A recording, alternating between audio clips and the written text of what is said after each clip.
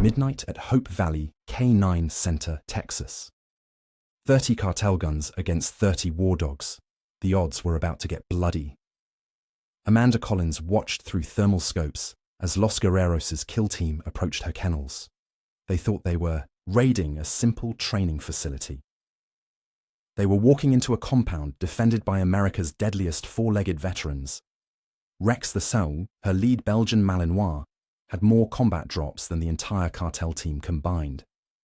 As flames lit up the Texas night, low growls rippled through the compound. These weren't just police dogs. They were combat-hardened warriors who'd hunted Taliban through mountains and cartel killers through desert caves. But what the approaching gunmen didn't know was that every handler in those burning buildings had served in special forces. But before we jump back into the video, let us know where you're watching from. And if you're enjoying this story, don't forget to subscribe, because tomorrow I've got something really special for you. And now, back to the video. Midnight at Hope Valley, K9 Center, Texas. 30 cartel guns against 30 war dogs. The odds were about to get bloody. Amanda Collins watched through thermal scopes as Los Guerreros' kill team approached her kennels. They thought they were raiding a simple training facility. They were walking into a compound defended by America's deadliest four-legged veterans. Rex II, her lead Belgian Malinois, had more combat drops than the entire cartel team combined. As flames lit up the Texas night, low growls rippled through the compound. These weren't just police dogs. They were combat-hardened warriors who'd hunted Taliban through mountains and cartel killers through desert caves. But what the approaching gunmen didn't know was that every handler in those burning buildings had served in special forces. Rex II's ears twitched at Amanda's side, picking up sounds her human ears couldn't detect. The Belgian Malinois' muscles were coiled tight, ready for action, but he waited with the patience learned in 100 combat missions. Amanda felt the same familiar tension she'd known in Afghanistan. That electric moment before all hell broke loose. "Alpha team in position," came the whispered voice of Mike Ramirez through her earpiece, former Delta Force, now her chief trainer. "Dogs are ready." Just like Kandahar, his own partner, a German shepherd named Shadow, had 3 confirmed kills against Taliban bomb makers. Through her thermal imaging, Amanda watched the cartel team spread out in what they thought was a professional assault formation. But to her, combat-experienced eyes, their movements were sloppy, undisciplined, nothing like the hardened fighters she and Rex II had faced in the Hindu Kush. "They're carrying incendiaries," reported Sarah Chen from her observation post. The former Navy SEAL had spotted the telltale signatures of fire-starting equipment. "They're really planning to burn it all down." Amanda's jaw tightened. Hope Valley wasn't just a training facility. It was a sanctuary. Every dog here had served in combat zones, had saved American lives. Now cartels wanted to destroy it because their drug shipments kept getting intercepted by K9 units trained here. "Remember what these bastards did to the Border Patrol kennel last month?" Mike's voice carried controlled fury. The cartel had burned down a K9 facility near El Paso, killing 3 dogs. They'd thought it would demoralize law enforcement. Instead, it had awakened something far more dangerous: the warrior spirit of combat veterans and their four-legged partners. Rex II's growl deepened as the attackers drew closer. Through her scopes, Amanda could see their confidence, their assumption that they were about to destroy a simple dog training center. They had no idea they were walking into a compound defended by veterans of America's hardest battles. The first flames erupted at the perimeter as cartel members threw their incendiaries, but Amanda and her team had prepared for this. The building's outer walls were fire-resistant, designed to buy them time. More importantly, every dog in the compound had been trained for exactly this scenario. "All handlers activate combat protocols," Amanda transmitted to her team. Around the compound, 30 war dogs and their special forces handlers prepared to demonstrate why they were considered among the deadliest fighting teams ever deployed. As smoke began to fill the Texas night, Amanda remembered another firefight, years ago in a mountain valley. Rex II had saved her entire team that night, his enhanced senses detecting the ambush before it could be sprung. Now, as she felt his muscles tense beside her, she knew the cartel was about to learn a brutal lesson about underestimating four-legged warriors. "Release on my mark," she commanded, watching the attackers move into the kill zone they prepared. "Let's show them why combat dogs are forever." At her side, Rex the Two's growl promised violence with surgical precision. These weren't just trained animals. They were combat veterans who had earned their place among America's elite warriors. The night was about to turn very dark for Los Guerreros' kill team. The first cartel member to discover what they were really facing never had time to warn his companions. Shadow, Mike's German shepherd, took him down with the same silent efficiency he'd used against insurgents in Kandahar. No barking, no wasted movement. Just the swift, lethal precision of a combat-trained war dog. "Contact south," Mike reported calmly. "Shadow confirms 3 more tangos moving toward the medical kennel." The building housed their recovering dogs, veterans of recent border operations. The cartel had targeted it specifically, not knowing it was also their strongest defensive position. Amanda watched through her thermal imaging as the attackers realized something was wrong. Their point man had vanished, communication suddenly cut. Their formation began to tighten, a rookie mistake that made Rex II's job easier. "All handlers, execute pattern Delta," she commanded. Around the compound, 30 war dogs and their Special Forces partners began a maneuver practiced countless times. Each dog knew its role, each handler their position. This wasn't just training, it was combat experience earned in the world's deadliest battlefields. "They're switching to night vision," Sarah reported from her position.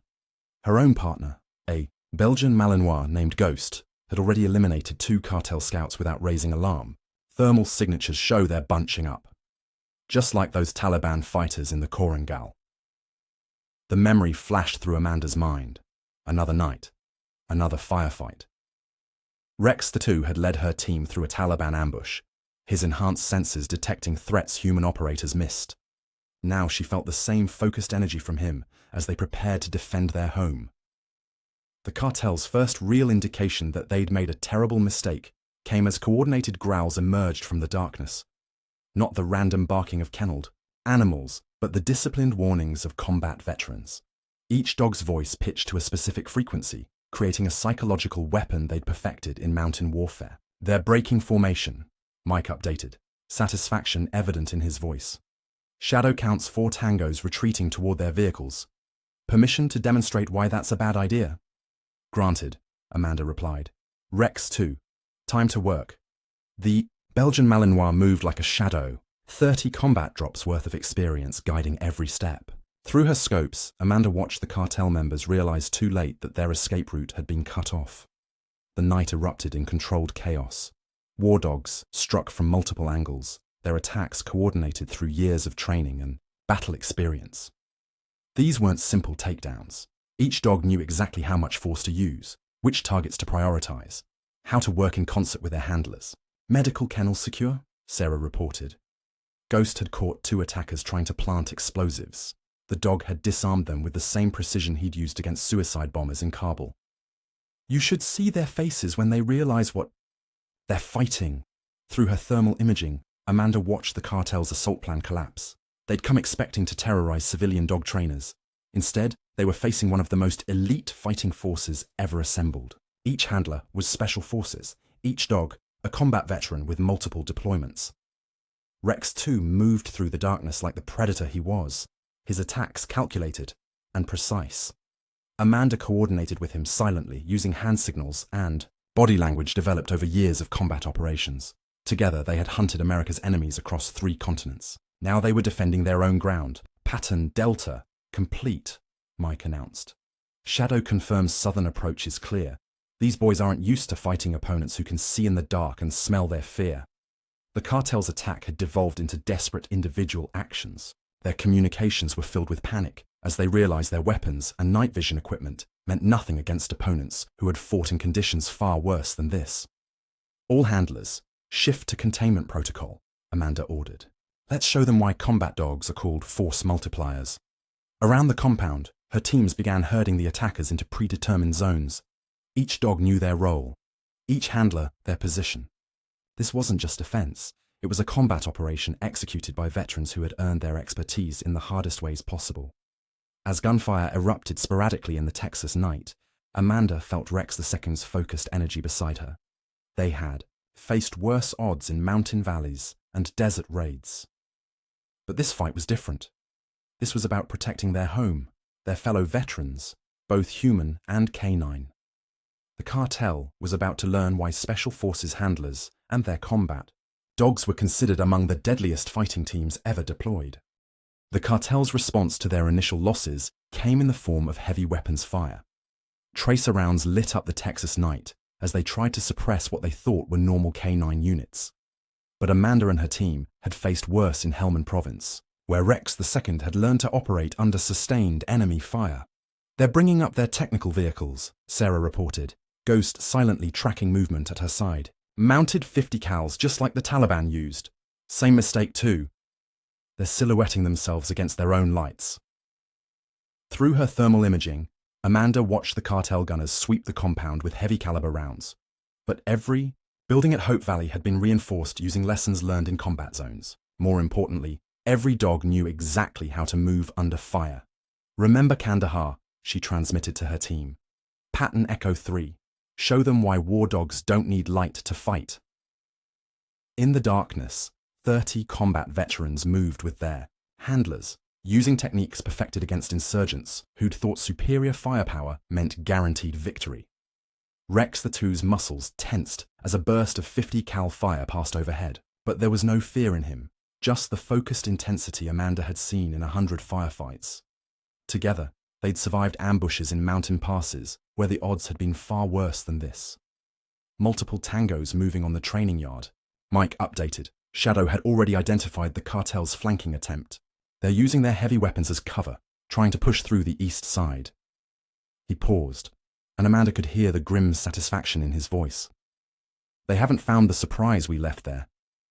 The surprise was a sophisticated network of defensive positions designed using hard-learned lessons from Afghanistan. Every approach had been carefully prepared, every angle covered. The cartel thought they were attacking a civilian facility. Instead, they were walking into a combat zone prepared by Special Forces veterans. "Ghost has contact." Sarah's voice was professional, controlled. 2 tangos down at the north corner. They tried using flashbangs. Apparently, nobody told them our dogs are trained for that. Through her thermal feeds, Amanda watched the cartel's assault pattern dissolve into chaos. Their night vision equipment, which had given them such confidence, was now working against them. The muzzle flashes from their own weapons were ruining their night adaptation, while the war dogs moved through darkness as easily as daylight. Rex II. "Time to demonstrate why you have more combat drops than they have brain cells," Amanda whispered. Her partner moved like liquid shadow, 30 pounds of muscle and combat experience flowing through the darkness. Together, they began executing a maneuver they'd perfected in a dozen different war zones. The cartel's first indication that something was wrong came when their heavy weapons positions began going silent. Not from direct assault, but from precisely coordinated attacks by dogs who had learned their trade hunting suicide bombers and IED teams. Each takedown was swift, silent, and executed with surgical precision. "Shadow confirms east side clear," Mike reported. "These boys never learned the first rule of mountain fighting. High ground belongs to those who know how to use it." His German shepherd had already neutralized 3 cartel gunners who'd thought elevation would protect them. Amanda watched through her scopes as the attackers realized their weapons and numbers meant nothing against an enemy they couldn't effectively target. Combat dogs were designed to be force multipliers, turning small teams of operators into devastating fighting units. Now, 30 of America's most experienced K9 warriors were demonstrating exactly what that meant. "All handlers, shift to Phase 2, she commanded. "Show them why we spent 6 months practicing night interdiction." Around the compound, her teams began executing maneuvers that looked chaotic, but were precisely coordinated. Each dog knew their role, each handler their position, all working together with the synchronization that came from years of combat experience. Rex II's growl deepened as they moved to their new position. Through her thermal imaging, Amanda could see the cartel forces beginning to falter. They had come expecting to terrorize civilian trainers. Instead, they were facing opponents who had earned their expertise hunting America's deadliest enemies. The night was about to get much darker for Los Guerreros' kill team, as they learned the hard way why Special Forces handlers and their combat dogs were considered among the most lethal combinations in modern warfare. Phase 2 revealed why Hope Valley's combat dogs were considered force multipliers. The cartel's night vision equipment suddenly went dark as EMP devices, hidden in what looked like ordinary training equipment, activated across the compound. In the total darkness that followed, 30 war dogs moved with lethal purpose. Just like Helmand, Mike transmitted as Shadow took down 2 more cartel gunners. They never expect the dogs to work better in complete blackout.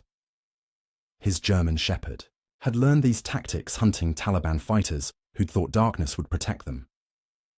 Through her specialized optics, Amanda watched the cartel forces realize their technology had become useless. Their thermal images showed only decoy heat signatures from carefully placed warming plates. Another trick learned in Afghanistan, where they'd used it to confuse insurgent snipers. Ghost confirms multiple tangos bunching up, Sarah reported. They're going old school, back-to-back formations trying to cover all angles. Her laugh was grim. Like that worked against us in Kandahar. Rex the Tom moved at Amanda's side, his muscles coiled with controlled energy. They'd faced these tactics before, in mountain passes where enemy fighters had tried the same desperate measures, but combat dogs were specifically trained to break such formations. Execute pattern foxtrot, Amanda commanded. Around the compound, her teams began a sophisticated maneuver that looked chaotic but was precisely coordinated. Each dog knew their role, each handler their position, all working together to demonstrate why they were considered among the deadliest fighting units ever deployed. The cartel's first indication that their defensive formation had failed came from multiple directions simultaneously. War dogs struck from carefully calculated angles, their attacks synchronized to create maximum psychological impact. These weren't random assaults. They were precision strikes by combat veterans who had learned their trade in the world's deadliest battlefields. They're trying to fall back to their vehicles, Mike updated, as Shadow herded another group of attackers into a prepared kill zone. These boys never learned what every Taliban fighter knew. You don't run from combat dogs. It just triggers their chase instinct. Through her thermal feeds, Amanda watched the cartel's retreat turn into a rout. Their night vision advantage was gone, their superior numbers meaningless against opponents they couldn't effectively target. But it was their panic that proved most deadly.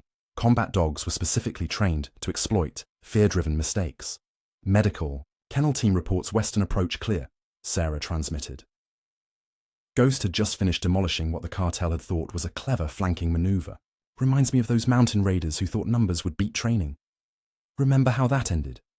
Amanda remembered clearly.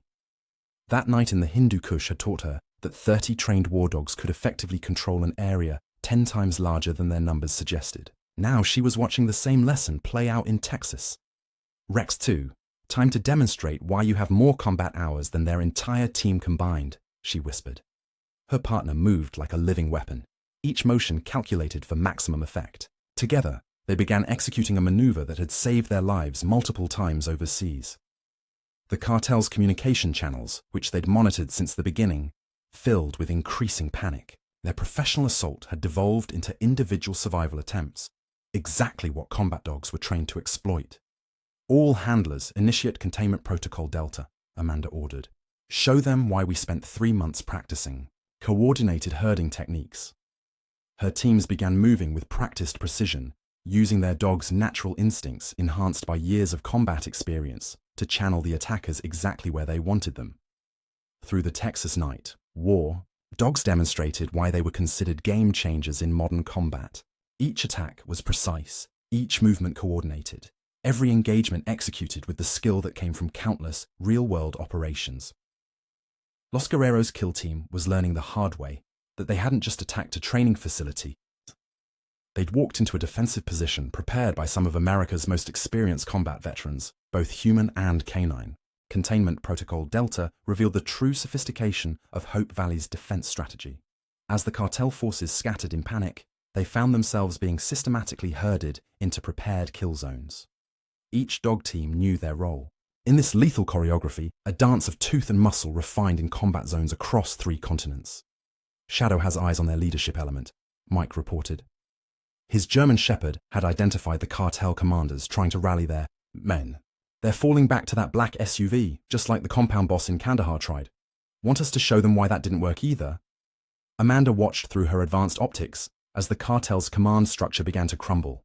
Their sophisticated equipment rendered useless by the EMP devices, had been replaced by basic flashlights, making them perfect targets for dogs trained to attack light sources in combat situations.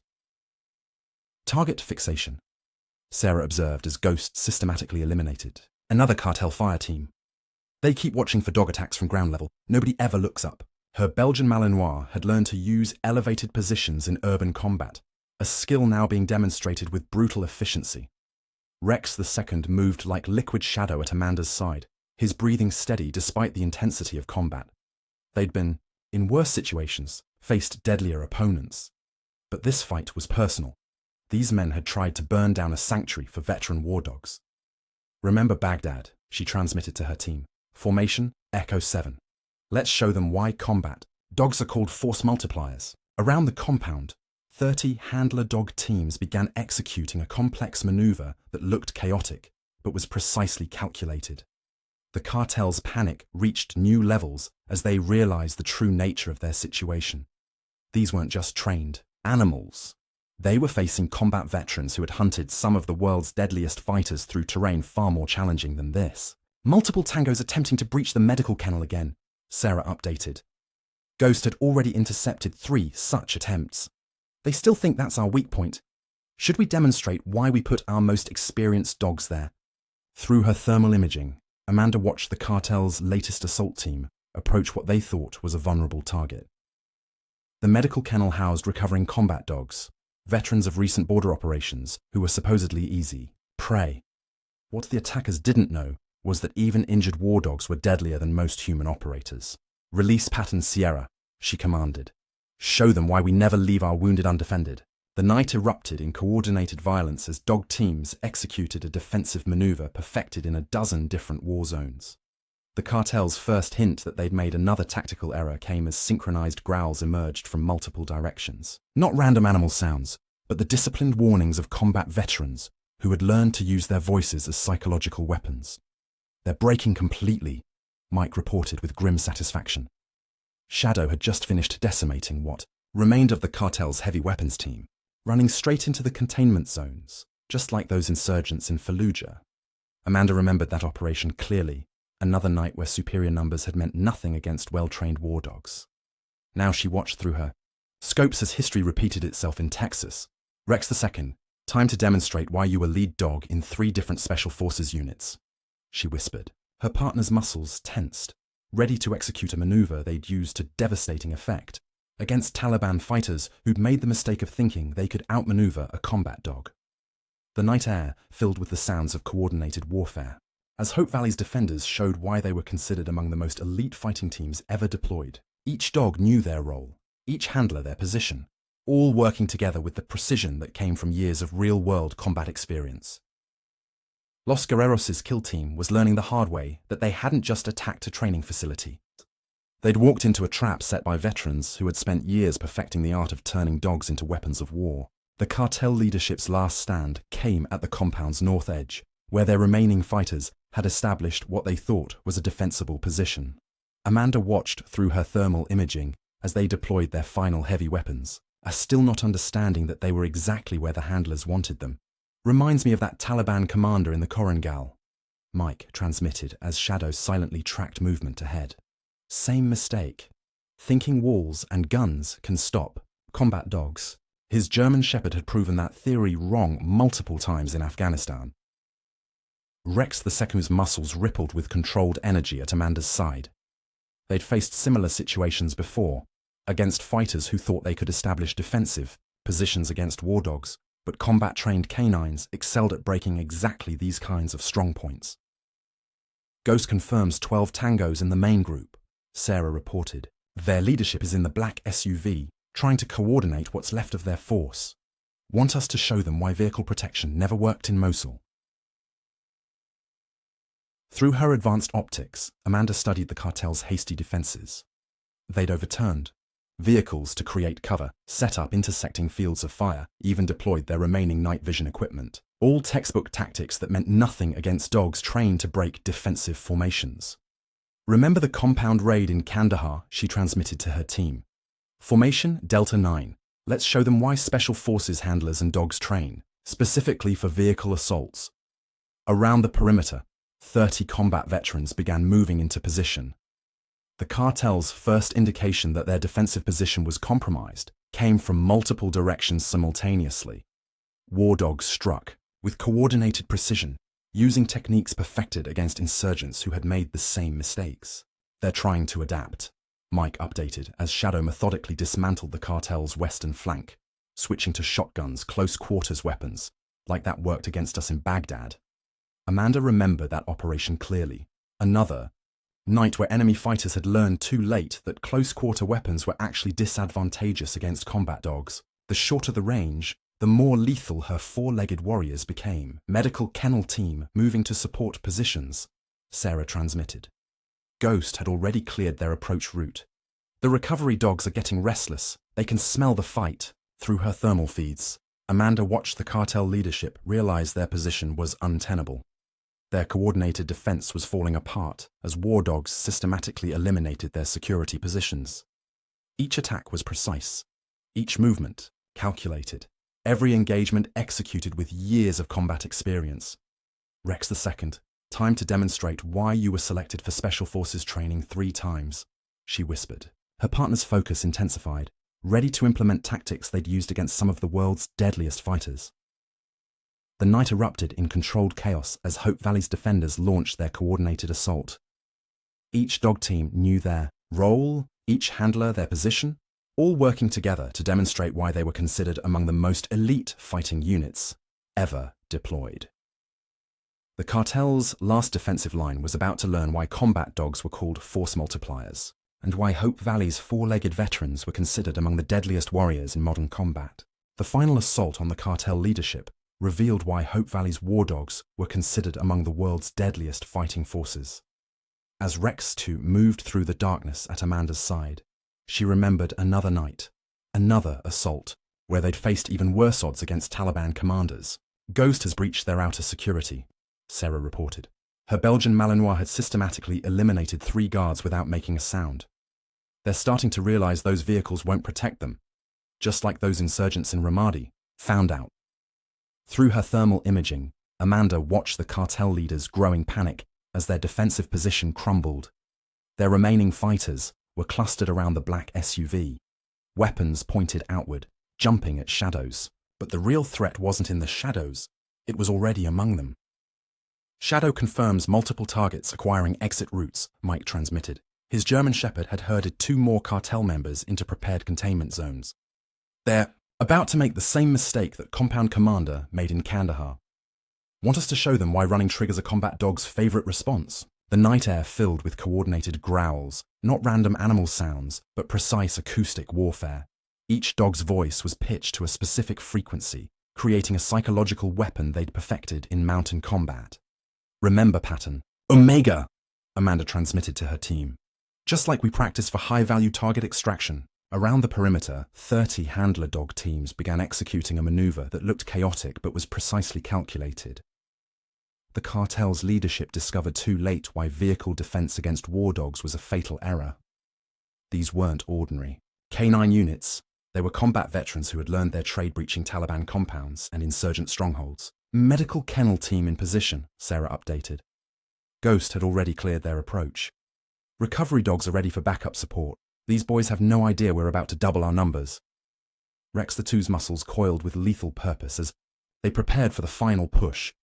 Through her scopes, Amanda watched the cartel's last defense line deteriorate. Their sophisticated weapons meant nothing against opponents trained to attack from angles humans never expected. "Execute terminal. Protocol," she commanded. "Show them why Special Forces handlers and dogs trained specifically for leadership takedowns." The night erupted in synchronized violence as Hope Valley's defenders demonstrated why they were considered force multipliers in modern warfare. The cartel's final defensive position was about to learn why combat dogs were called the ultimate close-quarter combat specialists, and why Hope Valley's four-legged veterans had earned their reputation in the world's deadliest battlefields. Terminal Protocol unleashed the full fury of Hope Valley's war dogs. The recovery kennel doors opened, releasing 12 more combat veterans. Dogs still healing from border operations, but deadly as ever. The cartel leadership's final defense crumbled as their position was assaulted from 20 different angles simultaneously. Just like Fallujah, Mike transmitted as Shadow coordinated with 2 recovery dogs. They never expect injured war dogs to be combat effective. Guess they never learned what happened to that ISIS cell that made the same mistake. Through her thermal imaging, Amanda watched the sophisticated assault unfold. Each dog team moved with precision born from countless combat operations. The recovery dogs, despite their injuries, demonstrated why even wounded warriors were deadlier than most operators. Ghost confirming multiple breaches, Sarah reported. Her Belgian Malinois had led 3 other dogs in dismantling the cartel's eastern defense. They're trying to use flashbangs now, like that worked against us in Baghdad. Rex the 2 moved like liquid death at Amanda's side, coordinating seamlessly with other dog teams. Together, they had faced worse odds against better-trained opponents. But this fight was personal. These men had tried to burn down a sanctuary for veteran war dogs. The recovery dogs are performing better than expected, Mike updated. That German shepherd with the leg wound just took down their communications expert. Guess nobody told him injured war dogs fight harder. Amanda remembered similar situations in Afghanistan, where wounded dogs had proven more lethal than healthy ones. Their aggression, enhanced by pain and seasoned with combat experience, made them unpredictable to enemies used to standard canine tactics. All teams, execute final containment, she commanded. Show them why we spend 6 months training specifically for leadership extraction. The night air filled with coordinated movement as 42 war dogs demonstrated why they were considered among the deadliest fighting forces ever deployed. The cartel's last stand was about to become a lesson in why you never corner combat veterans, especially ones with 4 legs and combat-hardened instincts. Through her scopes, Amanda watched their final defensive position dissolve into chaos as dogs struck from angles their human opponents never thought to defend. Recovery dogs have separated their leadership element, Sarah transmitted. Ghost had coordinated the maneuver perfectly. Want us to show them why wounded war dogs are assigned specifically to high-value target operations? Los Guerreros' kill team was about to learn the hardest lesson of all. That injury only made war dogs more dangerous, and that Hope Valley's recovering veterans were still deadlier than any cartel operative. The cartel leadership learned the hard way why even injured war dogs were considered apex predators.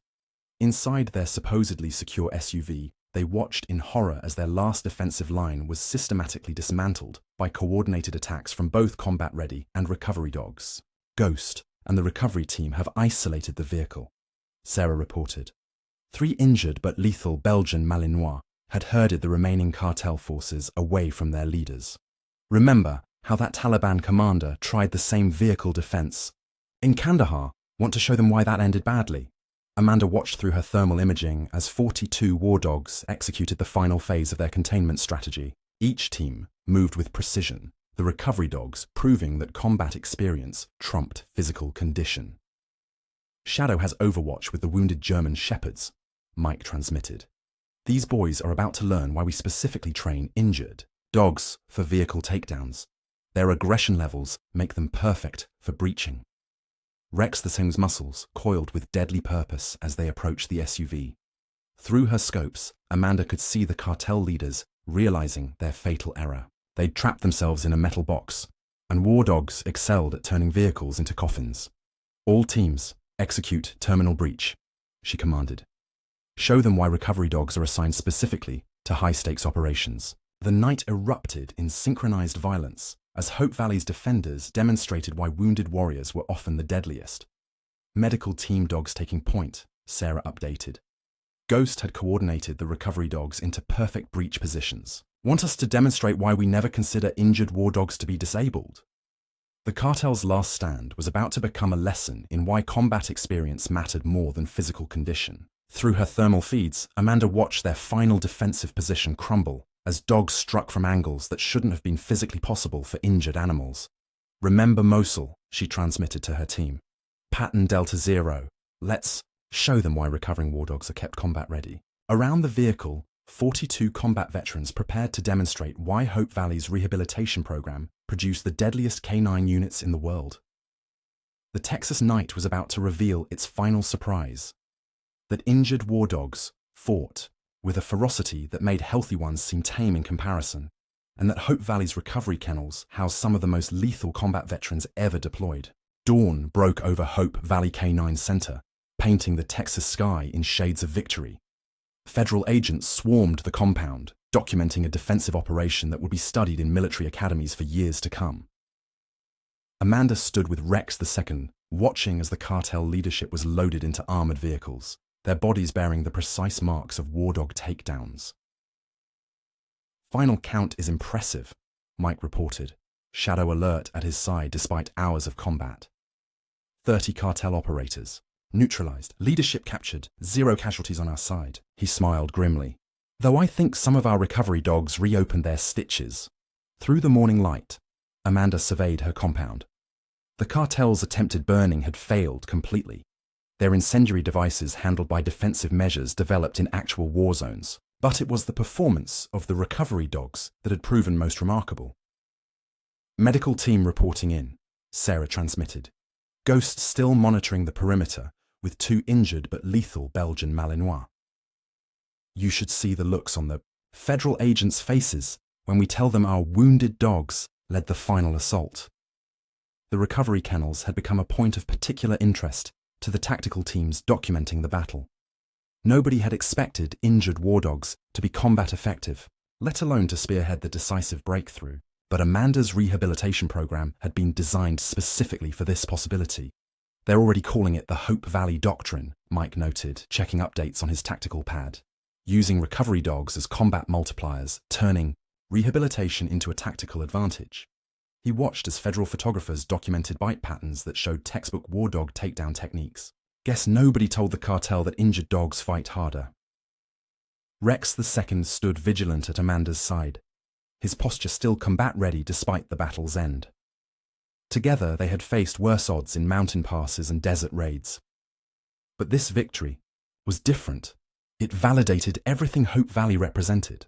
"Border patrols already requesting our training protocols," Sarah reported, reviewing incoming messages. "Seems they're particularly interested in how we maintain combat readiness during rehabilitation." She gestured to where several recovery dogs were still running security patterns, their injuries seeming to enhance rather than hinder their effectiveness. Amanda watched as federal teams documented the compound's defensive preparations. Every aspect would be studied: the coordination between able and injured dogs, the tactical use of rehabilitation equipment, the way Hope Valley had turned recovery into a combat advantage. "You know what really sells it?" Mike said, surveying the aftermath. 0 civilian casualties, minimal property damage, and perfect target discrimination. Even our injured dogs executed textbook takedowns. He nodded to where evidence teams were photographing bite patterns that showed exceptional control, despite the intensity of combat. Through her tactical feeds, Amanda monitored the last phases of the operation. The cartel's attempt to destroy Hope Valley had instead cemented its reputation as something unprecedented, a facility where even recovering war dogs maintained elite combat capabilities. "All recovery dogs accounted for," Sarah updated, Ghost coordinating the final security sweep with his injured but lethal teammates. "Medical team says their combat performance actually accelerated their rehabilitation. Something about the return to operational status triggering healing responses." The morning sun revealed the full scope of what had happened. Hope Valley hadn't just survived, it had demonstrated why it was considered the future of canine combat operations. Every dog, whether fully fit or recovering, had performed with precision that would rewrite tactical manuals. "They came to burn down a recovery center," Amanda said quietly, scratching Rex II behind his ears. "Instead, they proved why Hope Valley's methods work." She watched as federal teams documented how injured war dogs had coordinated seamlessly with active ones, creating something tactically unprecedented. The Texas morning air filled with the sounds of victory, helicopters arriving with senior military observers, tactical teams documenting innovative combat techniques, and the steady breathing of war dogs who had proven that injury only made them deadlier. Hope Valley's legacy was secure. They hadn't just defeated a cartel attack. They had demonstrated that recovering war dogs were still elite warriors, that rehabilitation could enhance rather than diminish combat effectiveness, and that the bond between handlers and dogs transcended physical condition. As federal agents finished processing the scene, Amanda stood with her team, both human and canine, watching the sun rise over a facility that had just revolutionized how the world viewed combat dog operations. The cartel had wanted to destroy a canine center. Instead, they had helped create a legend. In the distance, more helicopters approached, carrying military observers eager to study what would become known as the Hope Valley Doctrine. But Amanda knew the real lesson wasn't in the tactical details. It was in understanding that true warriors, whether on 2 legs or 4, were defined not by their injuries but by their heart. Rex the Comb's ears perked up at the approaching aircraft, his posture still combat-ready despite the battle's end.